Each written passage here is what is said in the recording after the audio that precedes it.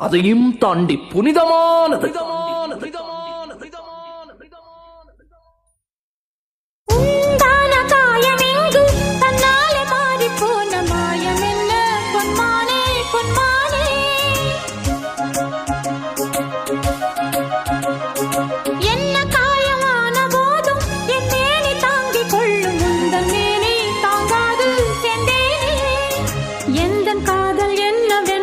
சொல்லாமல் ஏங்க ஏங்க அழுகை வந்தது.